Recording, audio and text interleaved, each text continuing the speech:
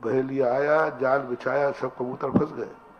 बहेलिया टांगते जा रहा है, बोले बाबा जी ये तोता नहीं है, ये वो कबूतर है।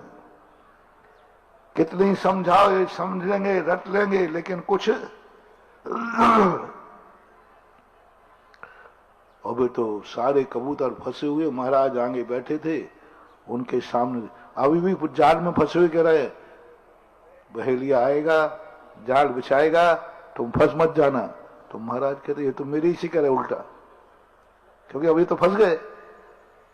तो ये कह रहा महाराज जी बहेलिया क्या है। ऐसे ही समोषण की सभा लगाई, बहुत सारे महाराजों ने, तीर्थंकरों ने कबूतर इकट्ठे किए। हम लोग भी प्रतिदिन सुबह सुबह 8-5 से 9:30 तक कबूतर, शुरू में थोड़े रहते, फिर एक एक करके उड़ उड़ के आता रहता है, और समझाता हूं, लेकिन फिर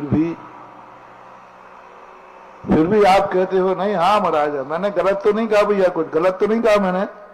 हाँ महाराज साहब आप तो बिल्कुल सही बोलते हो। नमस्ते महाराज, नमस्ते महाराज। अरे भाई नमस्ते क्यों कर रहा, पहले बोले बस महाराज जा रहा हूं।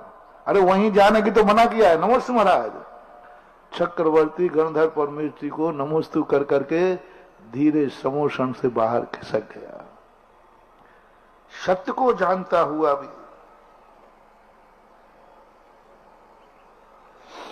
वही वाली दशा जो मैं सदा उदाहरण देता हूं, पाउच पे लिखा है तंबाकू स्वास्थ्य के लिए, स्पष्ट लिखा है, कैंसर का घर है, कैंसर का सब लिखा हुआ है।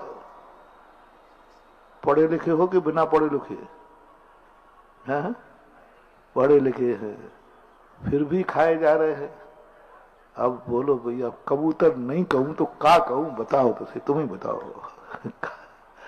कबूतर कहूं तो तुम्हें बुरा लग रहा है, अब कबूतर नहीं कहूं तो क्या कहूं।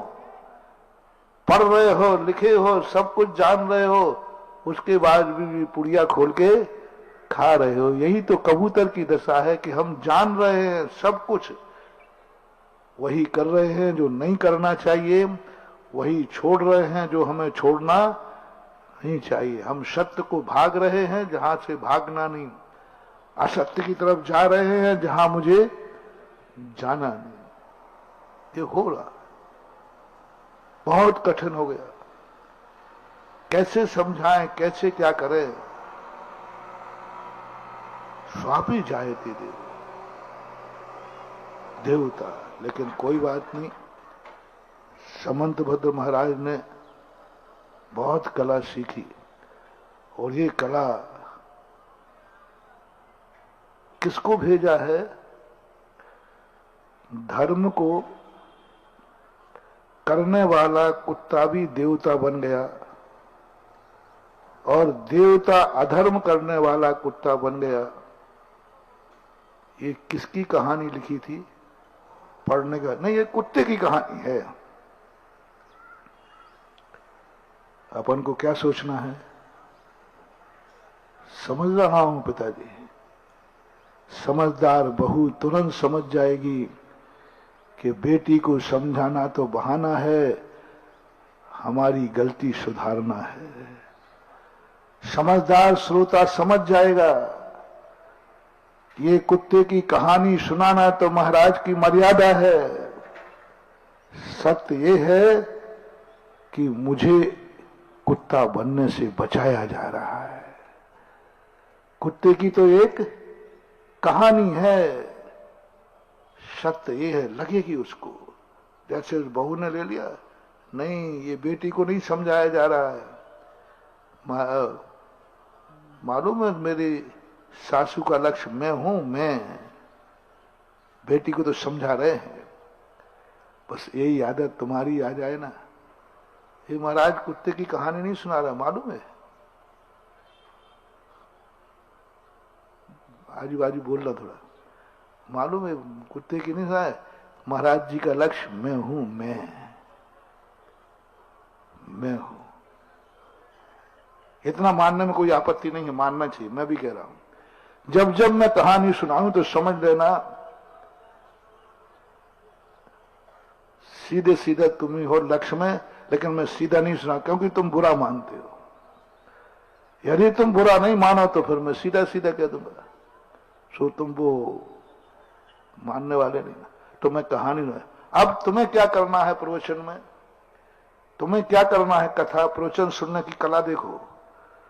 प्रवचन देना ही कला नहीं है, प्रवचन सुनना भी कला है, बहुत बड़ी। यही तो है, हम प्रवचन देने की कला जानते, प्रवचन, अरे जितना प्रवचन देने की कला नहीं आती उतना प्रवचन सुनने की कला आना चाहिए। बहुत बड़ा है, बहुत बड़ी कला है प्रवचन सुनना। यदि तुम्हारे मन में ये आ गई कि महाराज ने आज एक कुत्ते की कहानी सुनाई है, तुमने प्रवचन सुना ही नहीं, तुम प्रवचन सुन के जानते ही नहीं, तुम्हारा कल्याण कभी नहीं होगा। लोग प्रवचन सुनने की कला बता रहा हूं, एक कला।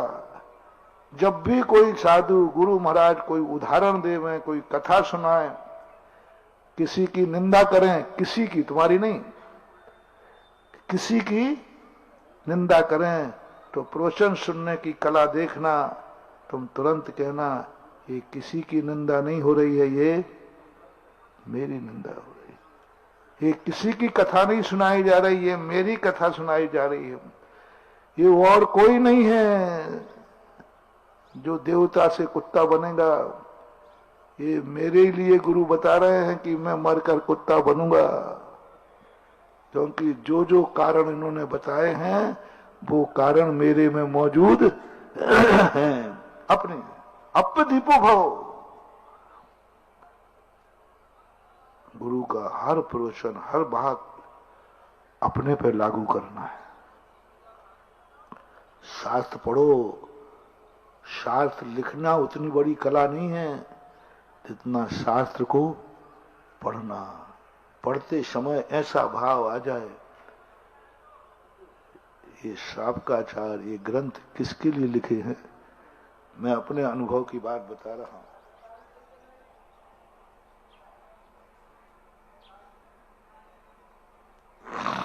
पहले मैं जब जनवाणी का स्वाध्याय करता था तो कहता था आचार्यों ने सबके लिए लिखा है,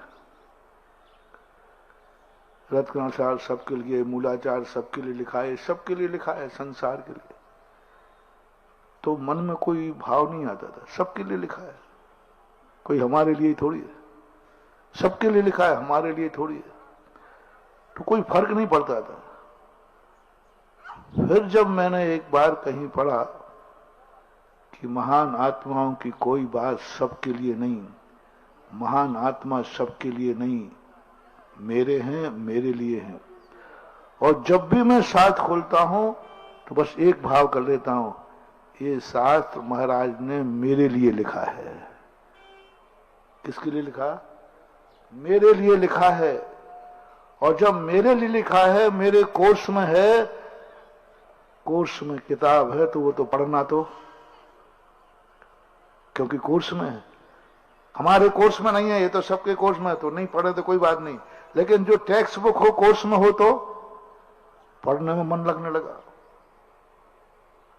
इसका प्रैक्टिकल, मैंने कहा इतना कठिन ग्रंथ लिखते क्यों? श्लोक वार्तिक का स्वाध्याय करना था, बहुत कठिन ग्रंथ, बहुत दाल। तो मैंने कहा भैया ये अपने लायक नहीं है, अपनी इतनी बुद्धि नहीं है। लिखा होगा भगवान महाराज ने बड़े बड़े विद्वानों को, अपन तो मूर्ख आदमी है, अपन तो मूर्ख आदमी, अपन कहा लिखा होगा सबके लिए, पता नहीं किसके लिए लिखा है। उसको बंद करके रख दिया। स्वाध्याय के लिए आया, मैंने कहा नहीं भैया ये बहुत कठिन ग्रंथ है और अपने लिए नहीं लिखा है, तो बड़े बड़े विद्वानों के लिए लिखा हुआ। बंद कर दिया, पढ़ने का भाव नहीं हुआ। रात में पता नहीं कैसे मन में भाव आ गया, बोले तूने कैसे कह दिया कि मेरे लिए नहीं लिखा? मानो विद्यानंद जी ने मेरी बात पर गौर कर लिया, उन्होंने कहा कैसे कहा तूने कि तूने नहीं लिखा? मैंने ये ग्रंथ तेरे लिए लिखा था। तूने कह दिया तेरे लिए लिखा। तू मां से कह रहा है कि तुमने रोटी किसी और के लिए बनाई होगी। मेरा है कौन बेटा ये बता। बेटा मां से कह रहा है तुमने किसी और के लिए रोटी बनाई है इसलिए मैं नहीं खाऊंगा। कैसा लगा बोलो बेटा। किससे कहा तुमने। मां से। मां बोलो भैया मां किसके लिए बनाएगी। कौन है उसका। बाप से कह रहे हो तुमने किसी और के लिए कमाया होगा। अब बोलो भाई। इतने द्वंद्व हुए मैं 1 घंटे पागल हो गया। विद्यानंद जी महाराज ने मारो झटकोर दिया। जिनवाणी मां ने झकझोर दिया। क्या बोला है तूने दूसरे के लिए। तुझे सोचते समय शर्म नहीं आई। मैं किसी दूसरों के लिए लिखूंगा। और बार बार करने के बाद मैंने तेरे लिए लिखा, तेरे लिए लिखा, तेरे लिए लिखा। बस ऐसी आवाज गूंजी जैसे विद्यानंद जी बिल्कुल सिरे भर आए हो। हमें कई बार सिरे भरते हैं कोई ना कोई। वो भूत मूत नहीं आता अपने पास। चिंता नहीं करना। भूत मूत क्या मजाल है। वो तो हमारे सिर में आने की उसकी हिम्मत क्या है। इन भूत पलीत मेरे सिर में नहीं आ सकते। इनका स्थान तो पैरों के नीचे है। सिर में आते हैं तो हमारे पूज्य गुरु महाराज भगवान महाराज आते हैं। हमारा सिर तुम लोगों के हैं सिरफिरों के सिर। बोले सिरे भराए। कौन भरा है भैया। कोई भूत पलीत भरा है सिरे। सिरफिरों के सिर में आते हैं ये भूत पलीत। जो ज्ञानियों के सिर होते हैं उनमें भूत पलीत नहीं आते। भूत पलीतों के स्थान तो कहां है। पैरों में नहीं, पैरों के नीचे होते हैं। ज्ञानी व्यक्तियों के सिरे कौन आते हैं। महावीर स्वामी, सर्वज्ञ भगवान, तीर्थंकर, जिनेन्द्र देव, गुरु महाराज, जिनवाणी मां। इनके लिए सिर है। सिर सबसे बड़ा है कि नहीं। हमारा सिर जो है पापियों के लिए नहीं है, पुण्यात्माओं के लिए। इस हृदय में पापियों को स्थान नहीं है। इस हृदय में तो उन पवित्र आत्माओं को स्थान है। तव पादौ मम हृदय मम हृदयम तप दद्वये तिष्ठतु जिनेन्द्र तावत यावत निर्माण सब। हमारे सिरे तो आएंगे तो कौन आएगा। बहोरी बंद के शांति नाथ आएंगे। देखो आए ना सिरे। क्या मजेदार भगवान दिख रहे हैं। देखो क्या शान से दिख रहे हैं। इतने बड़े हो गए भगवान जैसे दिख रहे कि कितने बड़े विशाल भगवान। देख नहीं बन रहा है अब। अभी तो थोड़ी मशीन खड़ी है थोड़ा सारी। जब होंगे निरालंब खड़े होंगे